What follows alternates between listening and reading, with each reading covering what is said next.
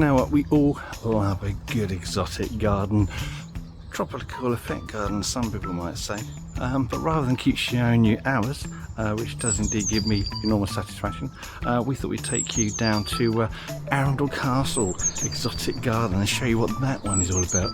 And believe me, it's absolutely gorgeous. Anyway, daylight's burning, jump in the car, pop down and have a look. Come on.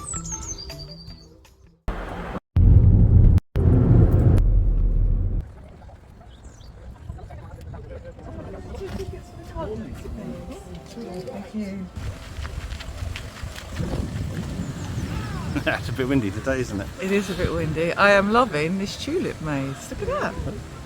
Yeah, lovely daffodils in that tulip maze. There's a few tulips in there. You can see the red ones, but obviously I like the idea of the maze in the grass. But I think this is quite tropical, isn't it? It's quite unusual. I'm loving the palms. This is what you get if you're the Duke of Norfolk. You have unlimited funds and lots of time, and your dad made it before you were the Duke of Norfolk. Then you can have an exotic garden that looks like this, which is to try and reproduce this in your own garden, which you absolutely can, would cost you an absolute fortune. Because I mean, look at that stand of it's Trachycarpus there, isn't it? Yeah, the palm fronds are a bit weird on that, but yeah, probably Trachycarpus fortunei. Yeah, each that's probably over a 1,500, really 2 grand. Specimens, aren't they? Really good specimens, really Everything's thick massive. as well. So they obviously, I think they did this garden about 10 years ago. So yeah, Oh, it's they would have longer bought than them in. that. Is it longer than that? Yeah, you was here before we come here. I don't know. I think they upgraded it. Okay. Yeah, but to get the size, to get the maturity, to give you that,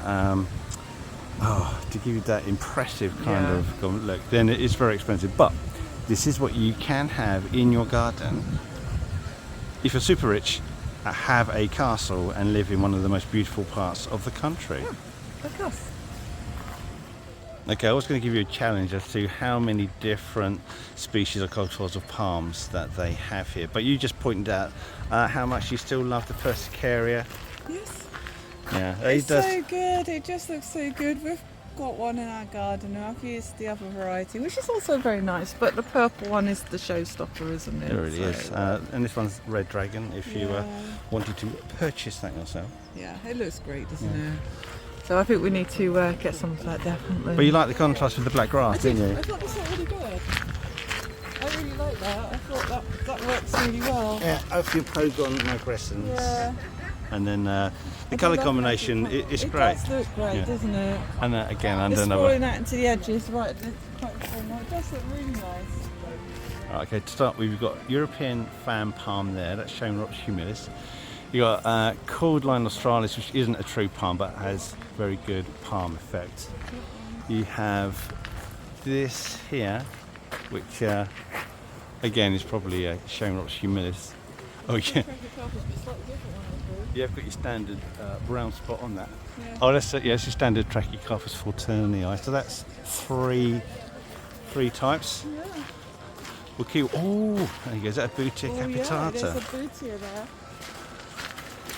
Yeah, and I can see another one just over there. Yeah, Boutia capitata, and this one does have quite nice silvery blue coloration on the leaves. Not the best blue, but certainly better than your green, which you generally see everywhere. So that's 4 palms so far.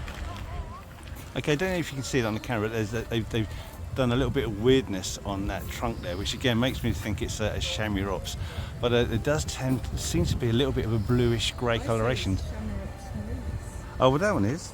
I was going to question whether that's Seraphira, but maybe it's not.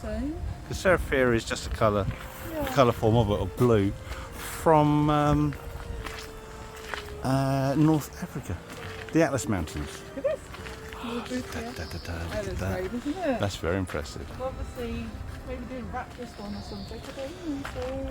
Well, the older they get, the tougher they become, so they can cope with the cold. Oh, you know, once they get a bit of size on them. This is curved, so lovely. Ligularia. Yeah, Ligularia. Yes, it's completely eaten. We try and spot the slugs, but they love them. Well, I think I said last year we saw this and they weren't damaged because they always get absolutely knackered. But they must be putting down, I would imagine, the nematodes. Yeah, they're doing something, aren't they? Yeah, the slug nematodes. Their tree ferns are dead. Oh. But I mean, look at the cost of replacing these is humongous. But they don't look very good, do they? That's got very weak growth, and that over in the middle hasn't got any growth at all, and that is even weaker. So, didn't we collect this rhubarb? We had some rhubarb. We saw this last year, and we got some ourselves. So this is quite big. I didn't realise it went quite big like that. With a little mound where it comes up. So that's Rheum sanguineum. Yeah. And look at that new growth bud in there. That looks a little bit great. rude. It's like almost in a little trunk, isn't it? I didn't realise it did that. The use of these huge boulders is really, really impressive, and I think that's like a carex that they've done quite a nice job in planting around the outside. That is rather a nice feature. And you've got one of your favourites, the Stelias.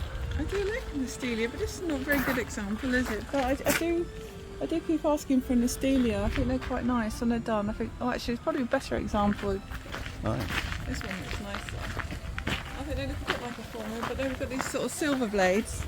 Probably a Stelia silver sword, I would imagine. But I just think they look really nice. That does look really nice. I would like one of those, definitely. So you've got Stelia there, and then just behind you you've got a purple Formium. So you can see the very similar kind of habit from two very different genera. You know, I have that. I don't know what it is. I think it's a kind of a lily, but I've got that exact thing growing in the garden. I'm not sure where that come from. See, I flipping told you everyone, it's just under this leaf. There you go. I do not remember planting that. There you go, another species to add to our count of different palms. That's a Canary Palm, Phoenix canariensis.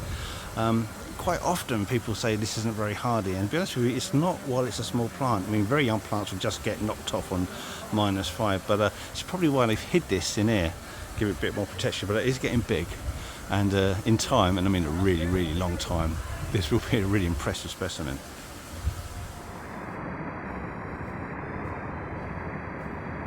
Yeah, that's a Fascicularia bicolour, which is the hardy bromeliad. It's an epiphyte, but will also grow on the floor. But again, you've got more Canary Palms. Little yucca.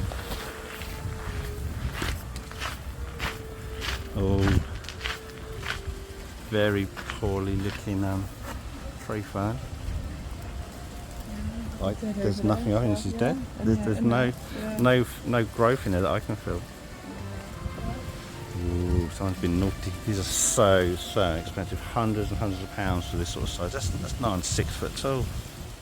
So we've seen all the Trachycarpus fortunei, the species forms behind me, and then over here we've got Trachycarpus fortunei wagnerianus, which has got the much more stocky, stumpier, but arguably more attractive palms. And this is quite a big specimen, so you don't see these very tall because they're much slower growing. But obviously here, got some great specimens. So much more like Cleopatra fans. I think you should cut one off and just fan me while I'm eating grapes. Is one enough? Do you want several? I've got 2 hands. That's great, yeah, why not? Or one hand with a palm and one hand with a cup of tea. Yeah, that'd be great. Okay, Lorna, you'll notice walking around there's a lot of repetition in the planting. So yes. they're using the same kind of dozen plants and repeating. So we've got a bed here. Yes. And so what I want you to do is kind of name what's in there. So what are they particularly using? Cassiocaria. Yeah. Purple Sensation. Red Dragon, yeah. Red Dragon. Ophiopogon grass. Ophiopogon nigrescens grass, yeah. Yep. Tulip.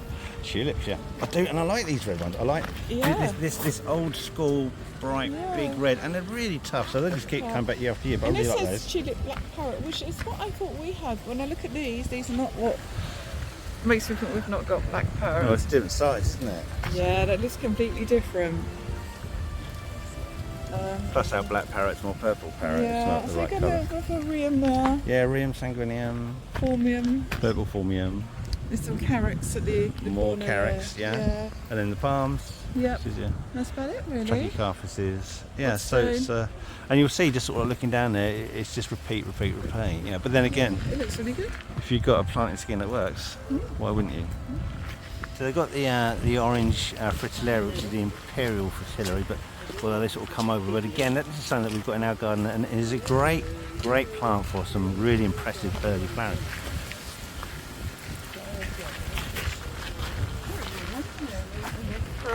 Oh yeah, the old parrotfield ones, yeah. Yeah. I like these Magnolia grandifloras that they've started introducing on this side. So I imagine this is more of a south or west facing wall. So you've got like a little line of these magnolias down there.